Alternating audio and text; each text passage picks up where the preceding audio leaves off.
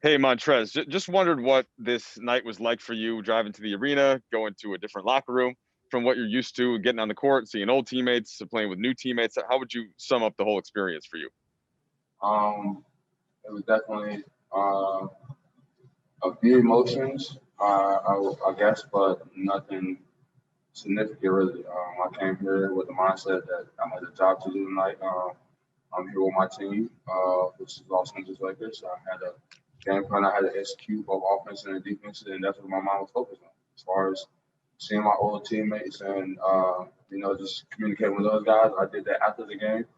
For the most part, Lou and Pat, I kind of spoke to before the game just because I've been playing with those guys probably like my whole career. But I mean, this is my job. This is where I'm at, and this is what I'm focused on. So this wasn't a come out, hey, how you guys doing, laughing up. No, I had a job and I had a mindset where I came here to do it. And Montrez, anything stand out about your new teammates that you play with tonight, whether it was Shooter or Wesley Matthews, THT, Kuz? What have you thought of this mix of guys? These guys are exactly what I thought they were, man. I've been in practice with them all week long. As far as seeing how these guys work individually, and then we was able to get after as a group last Sunday, and we've been building it ever since, man.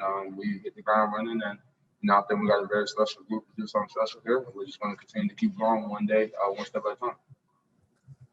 Dan? Hey, Trez, Dan Winky.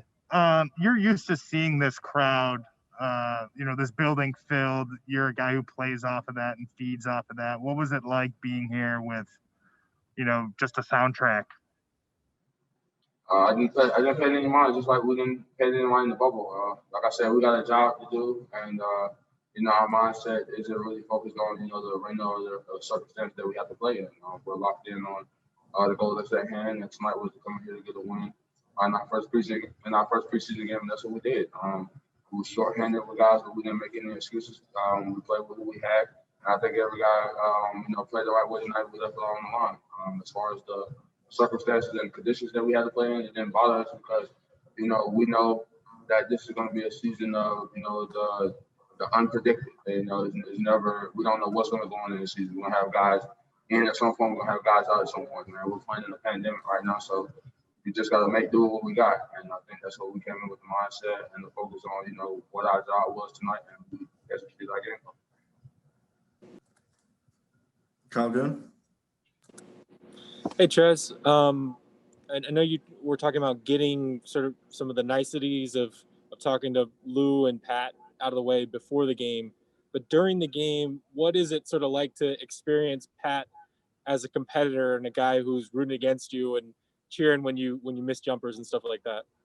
It doesn't faze me, man. He's just saying Pat that he was doing that when I would shoot and be on the other team with Lou and miss jump shots or miss a layup or something like that, man. That doesn't faze me, man. This is basketball, man. Guys are going to be, if we wasn't in a pandemic right now and we was playing and it was a Clippers home game, the fans would be yelling at me.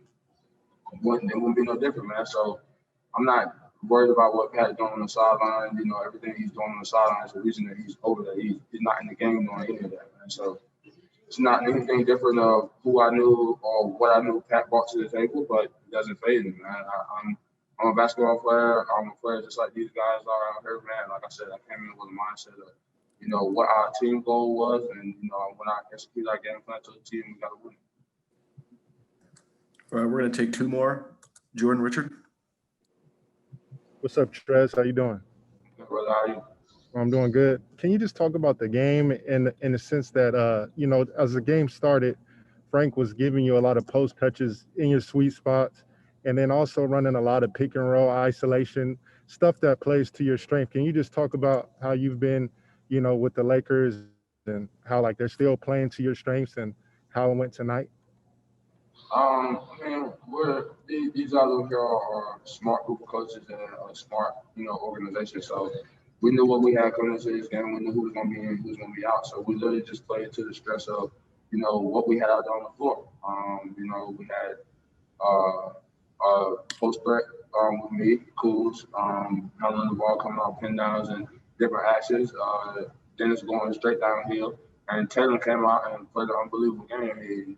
He put up almost triple-double numbers, man. So we just played to the strengths of what we had on the floor, man. Nobody went out there and tried to beat anything outside of themselves.